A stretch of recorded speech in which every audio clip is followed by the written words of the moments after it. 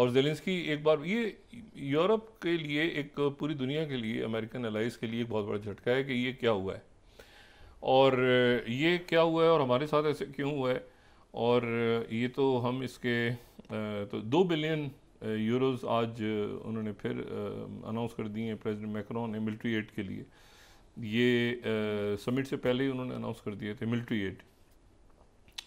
और उनका ये कहना है कि हम जो है यूरोप इनके साथ खड़ा होगा, यूक्रेन के साथ खड़ा होगा और हमें माइनस करके ये कोई डील ऐसी हो नहीं सकती रशिया के और ट्रंप के दरमियान। अच्छा, ट्रंप जो है वो इससे सारी कोलिजन ऑफ विलिंग से, क्योंकि देखें देखना ये है ना कि क्या यूरोप के अंदर इतनी इस्तात है कि वो एक पूरा मिलिट्री इंडस्ट्रियल कॉम्प्लेक्स बनाए, और इस बात की क्या उनमें इस्तात है कि इस वक्त वो इतनी वहाँ पे जो मईशत माशी बदहाली और टैरिफ्स आ गए हैं और इमिग्रेंट्स का इशू है जंग के बाद तो इसमें वो पूरी एक नई जंग लड़े रशिया के साथ। ये बहुत गलत फैसला होगा रशिया को अगर वो 3 सालों में, और उसमें वो मुतालबा भी है ना कि स्विफ्ट से निकाला जाए, बैंकों को से पाबंदी हटाई जाए। तो मेरा नहीं ख्याल कि रशिया इस वक्त अगर यूरोप जाता है ना बेहतर इकॉनमी के लिए। अच्छा, उनसे बातचीत जो हुई है उस बातचीत में जो नॉर्थ स्ट्रीम पाइपलाइन के ऊपर भी अमेरिका कह रहा है कि हम इन्वेस्ट करेंगे, नॉर्थ स्ट्रीम पाइपलाइन जर्मनी वाली। तो अगर यूरोप थोड़ा सा इस बुरान से निकलने का सोचे तो ये जंग बंद होनी चाहिए। लेकिन आपको पता है कि चंद इस मुल्क इस दुनिया में ऐसे एलिट्स हैं जिनको जंगें सूट करती हैं। अगर जंगें ना हों, क्योंकि जंगें होंगी, अच्छा जो जिनको अमन के नोबल इनाम मिलते हैं ना, वो भी असल में जंगों की वजह से मिलते हैं ना। जंगें होंगी, कुछ सुकून आएगा तो उनको अमन प्राइज़ मिलेगा ना। तो सारा खेल असल में जंगों के गिर्द घूम रहा है। मतलब जंग होगी तो जनाब उधर एड के लिए लोग तैयारी पकड़ेंगे, जंग ख़त्म करवाएगा कोई तो उसको अमन प्राइज़ मिलेगा, जंग होगी तो मतलब हर तरफ से जो लोग मज़हब के ऊपर तनकीद करते हैं, मज़हब के ऊपर तनकीद करते हैं, जो मज़हब को नहीं मानते, किसी भी मज़हब को, किसी भी मज़हब पे तनकीद करते हैं, वो भी तो मज़हब को इस्तेमाल कर रहे होते हैं ना। नाम तो मज़हब का इस्तेमाल करते हैं ना। देखें, कोई भी अगर किसी मज़हब पे कोई तनकीद करता है तो ना उसकी भी जो दुकान है वो भी इसी बात पे चल रही होती है ना, कि वो कहता है जी ये मज़हब अच्छा नहीं है, ये मज़हब ये है, ये मज़हब है। उसकी दुकान, जो मज़हब को नहीं मानते उनकी दुकान, और जो तनकीद करते हैं किसी मज़हब, उनकी दुकान भी इसलिए चल रही होती है कि वो मज़हब को ही नाम ले रहे होते हैं। तो कहते हैं ना मज़हब के ऊपर, किसी भी मज़हब के ऊपर, तो मज़हब के ऊपर नहीं होना चाहिए, मज़हब के ऊपर नहीं होना चाहिए। वो क्यों कह रहा है मज़हब पे होना चाहिए पूरी दुनिया में, तो ना मज़हब का इस्तेमाल हो रहा है। इसी तरह से जंगें ही एक तरफ, जो अमन का प्राइस मिल रहा है वो भी इसीलिए कि वो जंगों के खिलाफ हैं। जो जंगें, तो जंगें एक बड़ा बिजनेस है। अच्छा, अब उसमें यह है कि यूरोप को इस वक्त मेरा ख्याल है वो पूरा इस पूरे केओस से निकल के ज़ाती राय देखते हैं कि वो बड़े ज़बरदस्त लोग हैं यूरोप के, कि वो जंग की तरफ जाते हैं फर्दर, या इसको ठंडा करते हैं। और अगर इसमें कहीं वो साथ आ भी जाते हैं और कोई ऐसी गारंटीज मिल जाती हैं कि बाल्कन स्टेट्स पे या बाल्टिक स्टेट्स पे या बाकी जगहों पे प्रेसिडेंट पुतिन आगे नहीं बढ़ेंगे। वो प्रेसिडेंट पुतिन तो बढ़ भी नहीं रहा था आगे, ये तो एक्सपेंशन, ईस्टवर्ड एक्सपेंशन यहाँ से हुई थी ना। तो वो जो है वो उसके नतीजे में मेरा नहीं ख्याल कि यूरोप जो है वो उसको लड़ना चाहिए और लड़ने की पोजीशन में। लेकिन उनके जो EU के जो उनके जो ट्रेड और उनकी तिजारत सारी जो है उसको जो देख रहे हैं, उसके जो हेड हैं, तो वो हैं सर्वचिक उनका नाम है। तो सर्वचिक जो है वो अमेरिका गए और वहाँ से टैरिफ्स का ऐलान हो गया। अब मैं यहाँ कोट कर रहा हूँ 10th स्लाइड। EU ऑब्जर्वर ये कह रहा है कि EU subject leaves Washington empty handed after intense trade talks खाक होनी थी। वो जो हैं वो तो वहाँ से उनको तो उन्होंने खाली हाथ भेज दिया, वो बात ही नहीं सुनी अमेरिका ने। वो गए थे बेचारे कि मैं यहाँ पे कोई ट्रेड टॉक्स करूँगा, कुछ ये करूँगा, वो खाली हाथ पहुँच गए। लेकिन ये है कि अभी इसमें और भी रास्ते हैं, तो सीधा जो है वो फिर चाइना पहुँच रहे हैं।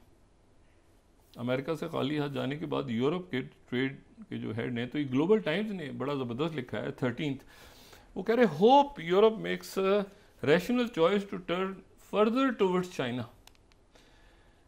ठीक है, और फिर उन्होंने नाम लिखा, उन्होंने कहा ये सीख लिया है यूरोप ने भी कि भाई क्या किया अमेरिका ने उनके साथ, तो यूरोप को हमारी तरफ आना चाहिए। इसको अगर पढ़ें, अगर हम इसको बड़ा दिखा सकें, China is regionally welcome series of visits from European जो है वो ऑफिशियल्स इटली के सेनेट के प्रेसिडेंट फिर वो आ रहे हैं, फिर चाइना के फॉरेन मिनिस्टर वांग ली उनको उनके और पुर्तगाल के साथ स्ट्रेटेजिक डायलॉग करेंगे, ठीक है। और फिर उसके बाद जो है वो आगे चलें तो इसमें फिर उन्होंने ये भी जिक्र किया है कि foreign media, according to foreign media reports, कहते वो इसी तरह से स्पेनिश प्राइम मिनिस्टर जो हैं और ईयू के ट्रेड कमिश्नर ये जो सेफकोविक हैं, ये और फ्रेंच फॉरेन मिनिस्टर जो हैं ये भी शेड्यूल्ड हैं जल्दी, ये सारे लोग आ रहे हैं। और ये कि hope Europe makes a rational choice to turn further towards China, मज़ीद चाइना की तरफ आएंगे, हमारे तो दरवाजे मेरा दर खुला है, खुला ही रहेगा, ठीक है। तो चाइना की तरफ से ये बात हो रही है। तो ये है कि ये अब वहाँ पर ये जा रहे हैं और देखते हैं कि यूरोप जो है वो किस तरह से बैलेंस करता है या वो सिग्नल भेज रहा है आगे, ठीक है। और global political and landscape undergoing, US no longer position itself as the guardian of globalisation and the rules-based order rather increasingly leans towards unilateralism and protectionism. Europe's role in transatlantic alliance has been more delicate, ठीक है ना। और इसलिए ये वक्त बेहतरीन है कि यूरोप जो है वो चाइना से बात करे। ये चाइना के पास अब जा रहे हैं सारे, ये चाइना के पास जा रहे हैं, यूरोप के बहुत सारे लीडर्स। अच्छा, इसमें जो यूरोप में अब आज जो इजलास हो रहा है तो उसमें 30 लीडर्स हैं मुख्तलिफ ममालिक के, उसमें वज़राए आज़म भी हैं, उसमें बरतानिया से भी हैं, उसमें जो है कनाडा के भी लीडरशिप आ रही है, सारे लोग आ रहे हैं। लेकिन एक उसमें मुल्क ऐसा है जिसको ईयू ने कभी आने ही नहीं दिया, भटकने नहीं दिया, मेंबरशिप ही नहीं दी, और आज वो सबसे ज़्यादा अहमियत अख्तियार कर गया ईयू के लिए, वो है टर्की। अच्छा, अब टर्की को दावत दी है तो टर्की भी वहाँ पे है, लेकिन टर्की जो है वो, मैंने आपसे कहना, टर्की की अपनी यूनिक पोजीशन है। टर्की का वो चूँकि पुराना रशियो ऑटोमन एक फटा रहा है, तो टर्की ने इसीलिए वो क्रीमिया पे नहीं तस्लीम किया उनका जो हक है। लेकिन यह है कि टर्की की अपनी पोजीशन है, इसीलिए टर्की में जो मुजाहरे हो रहे हैं, टर्की में ये जो अभी उनके साबिक मेयर जो उनको प्रेसिडेंशियल कैंडिडेट भी नॉमिनेट कर दिए, वहाँ पे हंगामे वगैरह हो रहे हैं। ईयू परेशान है कि उसको कंडेम करें, क्या करें, क्योंकि टर्की का जो रोल है वो बड़ा इंपॉर्टेंट है। एक तो ये है कि टर्की की एक बहुत बड़ी मुनज़्ज़म फ़ौज है, दूसरा ये कि उनका जो मिलिट्री इंडस्ट्रियल कॉम्प्लेक्स है वो बना बनाया एक डिफरेंट है, उनका बिल्कुल अलग यूनिक, उनका जो है ना उनके वेपन सिस्टम पूरा उनका अपना है टर्की का। जो वो ऐसा नहीं कि आप फ्रांस के साथ देखें या उसको अमेरिका के साथ देखें, उन्होंने खुद उनका जो उनके वेपन है वो बड़े डेवलप्ड हैं, इतने ज़्यादा हैं कि यूरोप में नहीं है। यूरोप के कई मुल्कों के पास इतना नहीं है जितना टर्की का वेल डेवलप्ड जो है ना उनके पास उनका मिलिट्री इंडस्ट्रियल कॉम्प्लेक्स है। तो टर्की को भी दावत दी उन्होंने। अब टर्की जो है क्या वो रशिया के अगेंस्ट जाएगा, क्या वो बीच में दरमियान में मामला तय करवाएगा, क्योंकि जो यूरोप भी जो बात कर रहा है ना कि ये बहरे असद की डील, ब्लैक सी डील हो नहीं सकती हमारे बगैर, तो मसला ये है कि आपके बगैर तो हो जाएगी, इसमें टर्की का रोल है। टर्की ईयू का मेंबर नहीं है, आपने उसको तो 1991 से आपने कहा हुआ है कि नहीं ये तो मुसलमान मुल्क है, कैसे ईयू में आएगा। अब आपको टर्की याद आ गई है। तो लेकिन जाहिर सी बात है कि अगर उस मैप को देखें तो उसमें तो वो फिर मेडिटेरियन के अंदर तो बॉस्फोरस के थ्रू ही खुलता है ना, सी ऑफ एजियन के, वो जो बार बार बात करते रहे, तो उसमें तो वो सी ऑफ एजियन के थ्रू खुलता है। और फिर उसमें टर्की, यानी टर्की का बड़ा इंपॉर्टेंट रोल है। और फिर आगे आप जाएँ तो फिर वो यूरोप में जो दरवाज़ा खुलता है ब्लैक सी का, तो वो खुलता है थ्रू टर्की। तो ये जो है टर्की का रोल बड़ा इंपॉर्टेंट है।